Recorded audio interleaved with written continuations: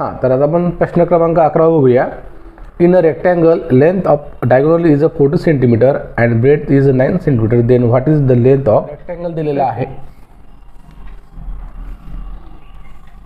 Rectangle दिला आहे, त्याचा डायगोनल दिला आहे 41 आणि त्याची ब्रेथ दिलेली आहे आपल्याला 9.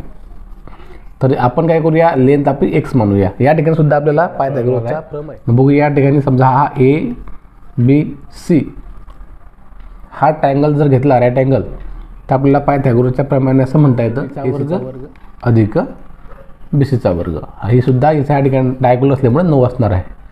किंमत टाकूया. 41चा square equal to A B आपल्याला माहीत आहे किती आहे 9, 9चा स्क्वेअर, बी सी आहे एक्स, एक्स का स्क्वेअर. मग आता याचा वर्ग आपल्याला माहीत आहे 16 81 1681 equal to 81 plus x square. आता हा 81 आपण या बाजूला नेणार, तो अधिक आहे वजा होणार. 16 81 म्हणजे 1681 वजा 81 बरोबर एक्स वर्ग. याची वजा करूया, किती आहे ती 1600 बरोबर एक्स वर्ग. आपल्याला एक्सची व्हॅल्यू पाहिजे, हा आपल्याला एक्स वर्ग मिळाला आहे म्हणून आपण काय करूया वर्गमूळ घेऊया. वर्गमूळ घेतले, याचं वर्गमूळ येणार एक्स, याचं वर्गमूळ येणार 40. म्हणून त्या डायगोनलची लांबी किती असणार आहे 40 सेंटीमीटर त्याचं उत्तर असणार आहे. आपल्याला गोलाच्या त्रिज्येचं गुणोत्तर दिलं आहे, म्हणजेच ratio of radius of spare. ते किती दिलेलं आहे 5/7 दिलं आहे. मग समजा आपण पहिल्या गोलाची रेडियस R1 मानू, ती किती दिली आहे 5 आणि दुसऱ्या गोलाची रेडियस R2 मानू, ती किती आहे 7. आता ह्या स्पेअर म्हणजे गोलाचं घनफळ काय असतंय 4/3 पाय R घन. आता हा पहिला स्पेअर आहे म्हणून आपण R1 घन म्हणूया आणि दुसऱ्या स्पेअर म्हणजेच गोलाची घनफळ असणार आहे, त्रिज्या दिले 7 त्याच्यामुळे घनफळ असणार आहे 4/3 पाय R2 घन. ओके. मग आता या ठिकाणी आपण ह्या त्रिज्येच्या गुणोत्तरावरून तो आपल्याला घनफळाचं गुणोत्तर विचारतोय म्हणून आपण रेशो घेऊया, म्हणजे त्याचा भागाकार करूया, त्याचं स्थानी जागा घेऊया. हा 4/3 कट होणार, पाय कट होणार आणि मग या ठिकाणी किंमत टाकूया. R1 किती आहे, R1 आपल्याला माहिती आहे 5 म्हणजेच 5चा घन असणार आणि R2 किती आहे, R2 7 आहे म्हणजे 7चा घन असणार. आपलं फायनल असं किती असणार आहे 5चा घन 125 आणि 7चा घन किती असणार आहे 343. म्हणजे 5 क्यूब 125 आणि 7 क्यूब 343. मग अशा पद्धतीने आपलं उत्तर काय मिळालं 125 आलाच 343 म्हणजेच 125 ॲज 343 हे आपलं आन्सर असणार आहे. आर्टिकलची या ठिकाणी आपण किंमत म्हणूया एक्स आणि म्हणून ते आर्टिकल किती पर्सेंटने विकलं आहे तर 20% प्रॉफिटने. म्हणून हे आर्टिकलची किंमत एक्स आणि 20% प्रॉफिटने विकलेलं आहे, म्हणजेच 20x/100 असणार आहे. म्हणजेच आता जी व्हॅल्यू झालेली आहे ती असणार असलं आहे आर्टिकलची ॲक्च्युअल प्राईस प्लस 20% प्रॉफिटने ते विकत आहे आणि ही किंमत आपल्याला सांगितली त्याने किती तर 3840.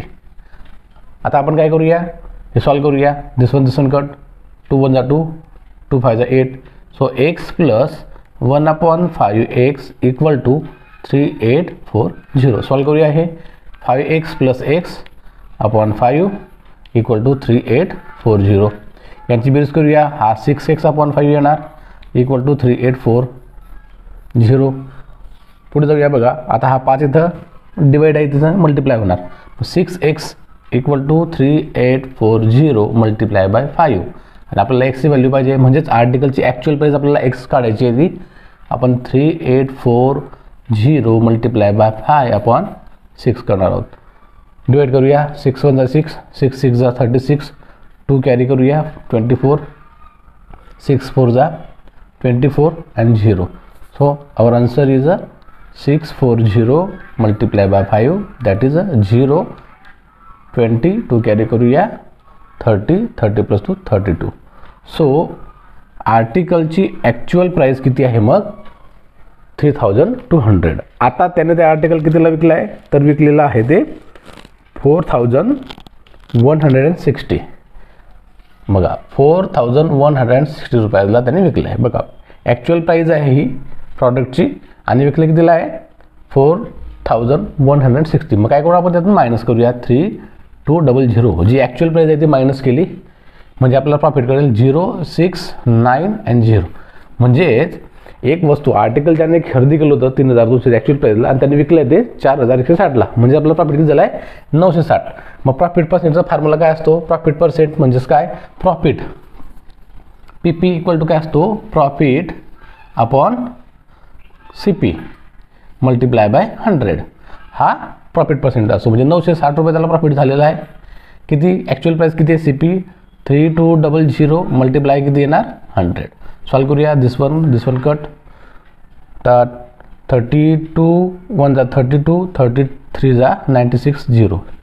सो आवर आन्सर इज 30% काय असणार आहे, त्याला प्रॉफिट असणार आहे. म्हणजे आपला क्वेश्चन नंबर 13चा आन्सर असणार आहे ऑप्शन ए 30%. 14 मध्ये बघा, मार्क प्राइस म्हणजे लेबल प्राइस किती आहे प्रॉडक्टची 62,800 इतकी आहे.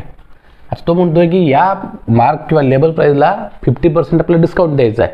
तर मग डिस्काउंट दिल्यानंतर त्याची प्राइस किती होणार, तर आपल्याला याच्यावर किती डिस्काउंट द्यायचा आहे, तर 50%. मग सोपं आहे, आपली लेबल प्राइस आहे 62,800 मल्टिप्लाय बाय 15/100. तर आपण काय करूया, दिस वन कट, मग काय येणार 6 to 8 मल्टिप्लाय बाय 15. हा प्रॉडक्ट करा, 15 8 जा 120, 12 कॅरी करूया, 15 2 जा 30, 30 प्लस 12 दॅट इज 42. तो 2 इथं लिहूया, 4 कॅरी करूया आणि 15 6 जा 90, 90 प्लस 4 94. सो हा असणार आहे यातला 15,420 आपल्याला याच्यातून मायनस करावं लागणार. मग 62,800 मायनस 9,420, 62,800 मायनस 9,420 मायनस करूया. इथं 0 असणार आहे, या ठिकाणी 8, या ठिकाणी मायनस केल्यानंतर 3, या ठिकाणी 12 मध्ये 9 गेला 3,380. ही काय असणार आहे, मग त्या प्रॉडक्टला 15% डिस्काउंट दिल्यानंतर इतकी किंमत होणार. एका टी व्हीची किंमत समजा, एका आर्टिकलची किंमत जर का 62,800 असेल आणि 15% डिस्काउंट दिल्यानंतर, मग 15% डिस्काउंट म्हणजे किती, तर 9,420. ते मायनस केली आपण या ठिकाणी आणि उत्तर आपलं असणार आहे. मग आपण बघूया, या ठिकाणी सिम्पल इंटरेस्ट आपल्याला विचारलेला आहे आणि दिलेलं आहे बघा, आपल्याला पी दिलेला आहे आपल्याला या ठिकाणी 32,600. नंतर रेट दिलेला आहे आपल्याला 10% आणि पिरियड दिला आहे आपल्याला 3 year and 3 months. 3 year and 3 months means 3 and 1/4 years. कसं लक्षात घ्या, 12 मंथचा 1 इयर होतो, त्यातला 3 जो आहे हा पाव आहे म्हणजे 1/4 आहे, म्हणून आपण तो 1/4 घेतला. आता कन्वर्शन आपण करून घेऊया. 4 3 जा 12 प्लस 1 13, 13/4 इयर म्हणजे एनची व्हॅल्यू आपली कळाली आपल्याला 13/4 इयर. मग आता आपला फॉर्म्युला माहिती आहे आपल्याला, SI इक्वल टू काय असतोय, P into N into R/100. चला व्हॅल्यू पुट करूया. पीची किंमत 32,600 मल्टिप्लाय बाय एनची किंमत 13/4 आणि आरची किंमत दिली आपली 10/100. काय करूया, दिस वन कट होणार, दिस वन कट होणार. याला 2 ने डिवाइड करूया. 2 2 जा 4, 2 5 जा 10. या 2 ने याला मल्टिप्लाय करूया इकडे. 2 1 जा 2, 1 रिमाइंडर झाला 12, 2 6 जा अँड 2 3 जा. So 163 multiply by 13 multiply by 5 that is 163 multiply by 163 multiply by 65 उत्तर येणार आहे 10,595 is our answer. Option number. Question number 16 बघूया. या ठिकाणी 9:4/7 divided by 9:8/7 multiply by 9:2/3 equal to 9:x. तर एक्सची व्हॅल्यू काढायची आहे. सगळ्या ठिकाणी पाया म्हणजे बेस इक्वल आहे. बेस सगळ्यांचा काय आहे 9 9 आहे, त्याच्यामुळे आपलं उदाहरण सोपं होणार. जेव्हा बेस इक्वल असतो आणि डिवायडेशन असतो आपण काय करतो त्या घातांकाची वजा करतो. 4/7 मायनस 8/7 प्लस 2/3. आता इक्वल टू काय असणार आहे 9x. आता बेस इक्वल आहे म्हणून आपण काय करूया, वरचं जे एक्सपोन्शियल आहे किंवा पॉवर आहे त्यासुद्धा काय असणार इक्वल असणार. म्हणजे 4/7 minus 8/7 plus 2/3 equal to x. हे सॉल्व करूया. या ठिकाणी उत्तर येणार तुझं minus 4/7 plus 2/3 equal to x. Solve करू, क्रॉस मल्टिप्लिकेशन करूया. किती होणार 4 3 जा 12 प्लस 7 2 जा 14 अपॉन 21 इक्वल टू एक्स. याचा सम करा किती येणार 2 upon 21 equal to X. So एक्सची व्हॅल्यू किती आली मग 2 अपॉन 21. Option number 1. उदाहरण क्रमांक 17 बघूया. या ठिकाणी आपल्या उदाहरणामध्ये एक स्क्वेअर दिला आहे, त्याचा डायगोनल दिलेला आहे. हा स्क्वेअर आणि त्याचा डायगोनल आपल्याला किती दिलेला आहे, डायगोनल दिलेला आहे आपल्याला 32. आणि काय विचारलं आपल्याला साईड. मग आपल्याला माहीत आहे साईड काय असते, साईड कोणाची स्क्वेअरची. स्क्वेअरची साईड कशी काढतो आपण, डायगोनल अपॉन √2. काय असते डायगोनल अपॉन रूट, म्हणजे डायगोनल मीन्स काय हायपोटेनियस. हायपोटेनियस अपॉन √2 ही साईडची व्हॅल्यू असते. मग साईड इक्वल टू करूया, डायगोनल किती दिला आहे 32 अपॉन √2. हे तुमचं आन्सर असणार आहे.